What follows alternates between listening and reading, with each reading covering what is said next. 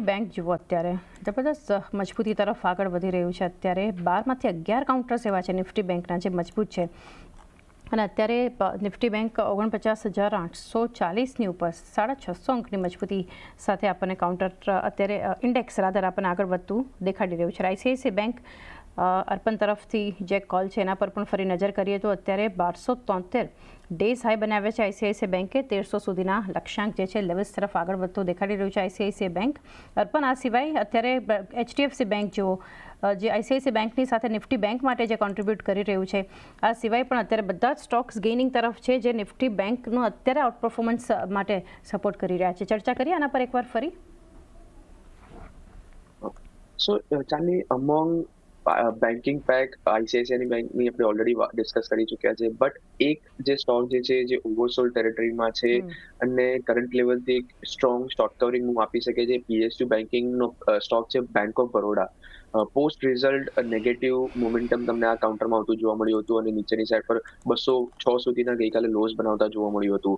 But I think જે રીતે આજના દિવસે ઓપન થયું છે અને બેન્કિંગ સેક્ટરનું ઓવરઓલ જે મોમેન્ટમ છે heading into monetary policy, I think આ કાઉન્ટરમાં તમને શોર્ટ કવરિંગનું આવતું જોવા મળી શકે છે અને ઉપર હિસાબ પર 220 થી 225 સુધીના ટાર્ગેટ અચીવ થતા જોવા મળી શકે છે. સો બેંક ઓફ બરોડાને તમે કરંટ લેવલ પર બાય કરી શકો છો.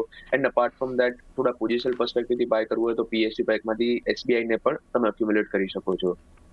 ઓકે, તો એક આઈસીઆઈસીઆઈ બેંક તો છે જ ટ્રેડિંગ કોલમાં. આ સિવાય જે છે બીઓબીનું કાઉન્ટર 220-225ના લેવલ્સ માટે ફોકસમાં રાખી શકો છો અને એસબીઆઈ થોડા પોઝિશનલ વ્યૂથી તમે પીએસયુમાંથી ખરીદદારી કરી શકો છો.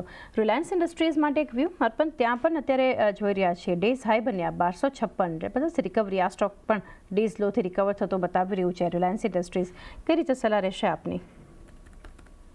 સો રિલાયન્સ ઇન્ડસ્ટ્રીઝ પણ આજે માર્કેટને એક સ્ટ્રોંગ સપોર્ટ પ્રોવાઈડ કરી રહ્યો છે. હાવેવર છેલ્લા ઘણા સમયથી એક રેન્જમાં ચાલી રહ્યો છે.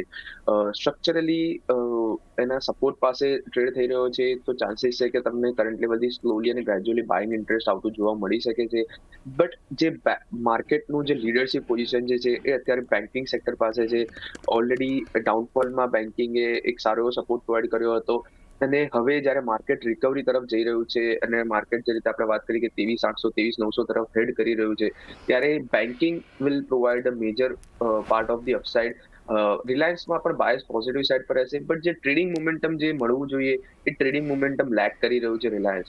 સો બેટર છે કે તમે બેન્કિંગ સેક્ટર પર ફોકસ કરો because leadership position currently banking sector પાસે છે. ઓકે, બેંક્સ પર એક થોડું વધારે ફોકસ અત્યારે રાખી શકો છો જે અત્યારે માર્કેટને લીડ કરી રહ્યા છે. અને રિલાયન્સ ઇન્ડસ્ટ્રીઝ પર આપણે ચર્ચા કરી છે તો એક સ્ટાન્ડર્ડ ડિસ્ક્લેમર તમારી સ્ક્રીન પર છે.